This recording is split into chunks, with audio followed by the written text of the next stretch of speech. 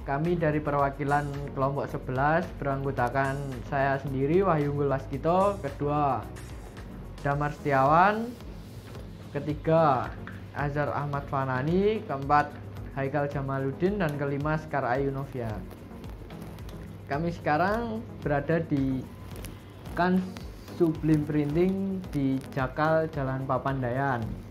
Kami sekarang bersama owner Kans Printing dengan siapa Mas? Ya, perkenalkan, saya salah satu owner dari Kans Printing, nama saya Adi Sofyan Ali. Makasih Mas. Saya dari Universitas Negeri Yogyakarta ingin mengetahui awal dari terbentuknya Kans Sublime Printing ini Mas. Oke. Ya, kita awal terbentuk itu sekitar 2 tahun yang lalu ya, 2019. Dulu terbentuk juga karena melihat peluang sih sebenarnya. Jadi di Jogja ini sekarang kan banyak aparel-aparel yang muncul, apalagi sportwear aparel. Bahkan di komunitas DIY Jateng itu sekarang sudah hampir ratusan lah aparel-aparel yang masuk ke himpunan aparel se-DIY Jateng. Tapi ironinya adalah mereka ini hanya menjual desain, menjual nama mereka, dan ya ibaratnya mereka hanya sebatas marketing lah. Menjual nama gitu ya. Menjual nama mereka, dan ya dulu awalnya jadi keresahan juga sih, karena kita dulu punya aparel juga dengan sistem yang seperti itu juga, menjual nama, marketingin sana sini, tapi kita nggak punya alat produksi sendiri. Berarti kayak reseller gitu ya Mas? Ya betul ya, kayak gitulah. Kita nggak punya alat produksi sendiri, jadi cuman ngedesain, cari pelanggan, terus jualin desain-desain kita lah, ibaratnya gitu. Nah, karena banyaknya teman-teman aparel lain yang juga mengeluh, karena kan ketika kita mau produksi harus antri kan, nanti ngeprint segala macam, akhirnya kita buatlah jasa sendiri khusus untuk ngeprint dan sublime printing sebenarnya nggak cuma di jersey sih, tapi ya di pakaian gitu. Itu awal mula terbentuknya ya karena itu sih, karena kita juga melihat peluang dan keresahan kita sendiri juga. Berarti dulu itu masih lempar-lempar gitu ya Mas? Ya, semua kayak print gitu ya Mas? Semuanya kita lempar dulu tuh kita cuman ibaratnya cuman beli bahan doang, terus nanti motongnya di penjahit, kita lempar lagi ke printing, terus habis itu balik lagi ke penjahit, habis itu masih di polyflag lah, masih di packing. Jadi alurnya dulu masih kesana kemari sih. Jadi waktu pengerjaan tuh jadi lama. Kalau sekarang kan alhamdulillah kita sudah punya alat produksi sendiri, jadi semua dari hulu ke hilir tuh sudah kita sendiri. Untuk modal awal bisnis ini Modal awal ya tadi ya, kayak yang dibilang tadi sekitar 3M.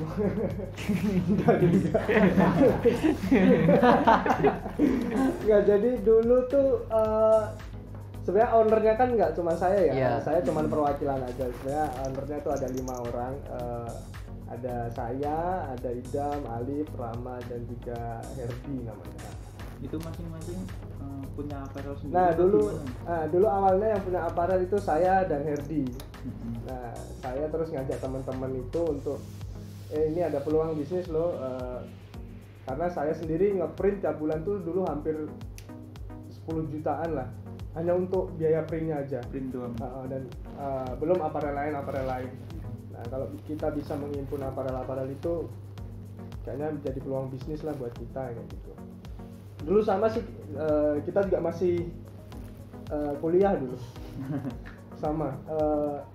Jadi ngelihat itu terus saya ajak teman-teman kan untuk ya, kita kan dulu namanya anak-anak kuliah belum punya penghasilan tetap juga. Teman kuliah berarti? Ya, teman kuliah. Nah, belum punya penghasilan tetap.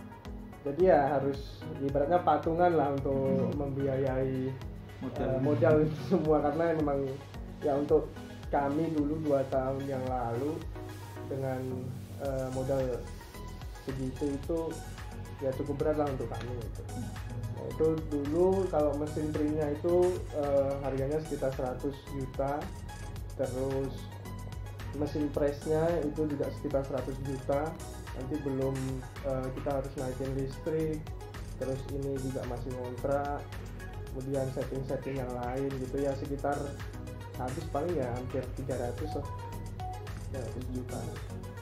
Udah 2 mesin ini Mas? Belum, ini alhamdulillah ini baru kita turunkan seminggu yang lalu, alhamdulillah. Jadi selama perjalanan 2 tahun itu alhamdulillah kita benar-benar memanage keuangan sih. Jadi ada tabungan di sana, ada beban penyusutan karena kan ini mesin ya. Iya. Pasti ada penyusutan dari mesin itu, kita kasih di situ penyusutannya. Alhamdulillah di tahun pertama kita yang awalnya pakai mesin press hidrolik, kita udah sekarang pakai yang roll, sudah diganti. Untuk bedanya itu apa Mas? Sama Kalau hidrolik itu masih pakai kayak alat press yang biasa itu, naik turun. Yang di press itu. Jadi yang naik turun gitu. Nah dulu banyak bukan komplain ya, tapi kita juga merasa kurang puas aja kalau di hidrolik itu karena kurang cepet juga kan. Nah terus kita upgrade, akhirnya di tahun pertama kita upgrade ke mesin yang roll yang sudah dulu. Jadi langsung gitu ya Mas? Langsung ya. Terus kemudian habis itu di tahun yang kedua tahun ini alhamdulillah kita sudah nambah 1 mesin lagi.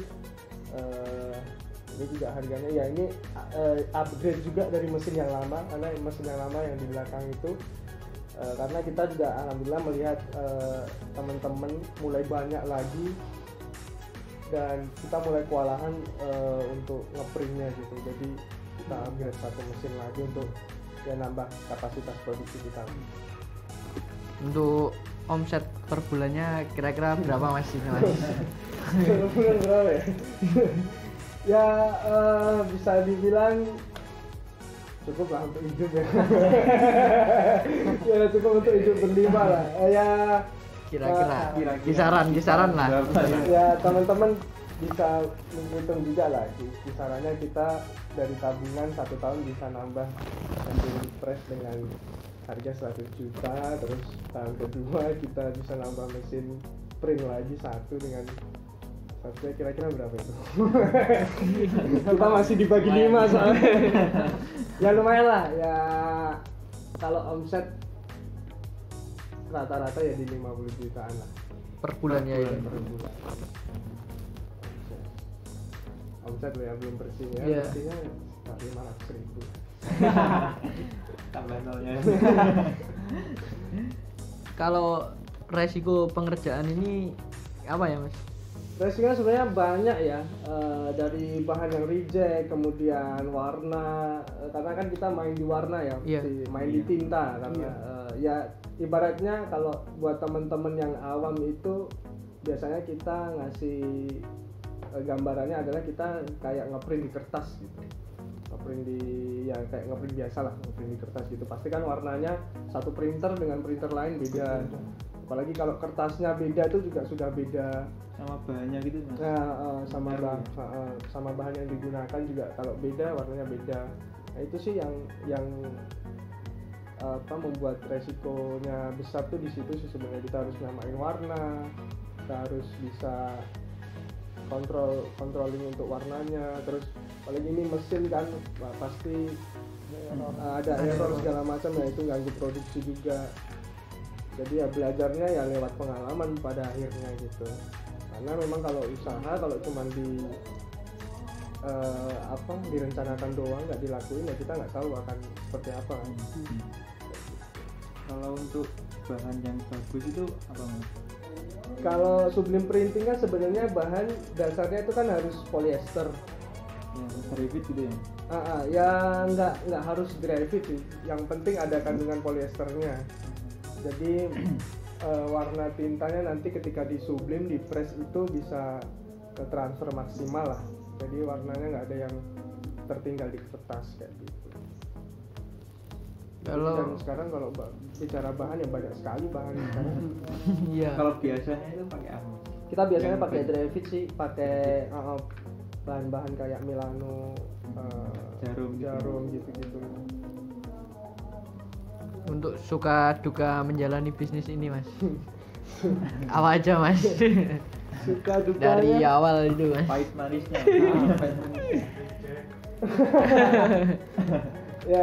ya kayak yang Sukanya dulu. sukanya ya pasti karena untung ya. Iya. Karena kita bisa hidup dari sini, itu sukanya itu sih. Tapi suka yang lain adalah ya kita bisa kenal dengan teman-teman aparel yang lain juga, sharing ke mereka, jadi koneksi kita juga bertambah luas. Kalau mengesampingkan masalah material ya, Iya. itu juga penting sih sebenarnya. Terus suka yang lain ya karena kita ini 5 orang owner, jadi kan memang ada 5 kepala kan, jadi kadang ketika rapat, ketika kita evaluasi, kadang banyak pemikirannya kan satu orang dengan orang lain beda. Nah itu sih yang kita jaga selama ini sebenarnya, itu kita bisa mengkomunikasikan terus selama 2 tahun ini sampai nggak ada masalah, sampai ya bisa berjalan terus gitu, walaupun ada satu kondisi kita harus kontra segala macam, tapi tetap ada solusinya dari kita. Itu sih. Kalau dukanya mungkin karena rugi. Ya. Dukanya itu sih karena mungkin nggak cuman rugi dalam hal material ya, tapi rugi waktu juga. Karena dulu satu mesin itu dengan kapasitas yang Per hari berapa Mas kira-kira? itu ya sekitar 1000 lah ya. 1000 pipis. Berapa? Ya 100 lah, 100 pipis. satu per mesin, hari. satu mesinnya gitu. Dukanya nggak cuma di materi tapi ya tadi itu di waktu. Jadi karena banyak orderan, kita harus lembur bahkan sampai subuh kayak gitu sih. Itu sih dukanya. Terus apa lagi ya dukanya? Dukanya mungkin kemarin waktu pandemi ya, itu kerasa banget buat kita karena kita betul-betul ketika pandemi kemarin tuh minus malah. Kita minus sama sekali, nggak ada pemasukan, bahkan minus. Cari cara, putar otak untuk kita jualan, kita cari proyek sana sini, tapi emang ya kayaknya pada waktu itu memang semua bisnis sedang seperti itu ya. Jadi ya itu sih kondisi dukanya kemarin yang paling kerasa ketika pandemi itu sih. Kita benar-benar harus putar otak karena kita kan sebenarnya nggak pernah jualan barang jadi ya, karena kan kita jasa ya. Ya kalau kayak ngeprint banner gitu-gitu lah. Nah tapi kita ngeprintnya di kain. Kayak gitu sih. Jadi ketika pandemi itu benar-benar kita harus mikir, harus berbuat apa, seperti apa, dan alhamdulillah ya kita survive lah di pandemi itu. Cukup bangga juga. Dari 5 owner itu ada tambahan karyawan lagi apa enggak Mas? Ya sekarang kita udah punya karyawan sendiri, jadi ada 3 orang 9 to 5 kerjanya, yang bantu kita banget sih. Jadi owner yang lain bisa ngerjain memikirkan yang lain juga untuk promosi, untuk controlling, sama ya menambah relasi segala macam. Karena dulu awal ya sempat kita 1 tahun itu ngerjain sendiri semua, dibagi tugas, tapi malah koneksi dan segala macamnya itu tidak terurus kan. Jadi emang kita harus nambah karyawan, dan alhamdulillah sekarang kita sudah punya 3 karyawan tetap gitu. Untuk masalah desain, kalau misal ada aparel yang masuk itu mau print di sini, desainnya itu kayak langsung dari sana atau dari sini? Biasanya aparel sudah punya desain sendiri ya, jadi kita cuman bantu untuk masalah warna mungkin gitu, sama yang ngeprintnya aja gitu. Jadi ya kayak yang tadi tak bilang di awal ya, karena banyak aparel yang muncul, mereka kreatif semua, mereka bisa desain tapi nggak tahu mau kemana produksinya kan. Nah makanya kita cari peluangnya di situ, bukan mengikuti apa ya teman-teman untuk membuat aparel lagi, tapi kita ke produksinya ya, kita bantu teman-teman yang kreatif tadi lah, saling membantu. Terima kasih kepada Mas Andi, Mas Ade untuk wawancara tentang kewirausahaan di Kan Sublim Printing, jasa printing di Yogyakarta. Sekian video dari kami, ada kurang lebihnya mohon maaf. Udah. Wassalamualaikum warahmatullahi wabarakatuh. Wis. Ayo. Selesai. Oke, selesai.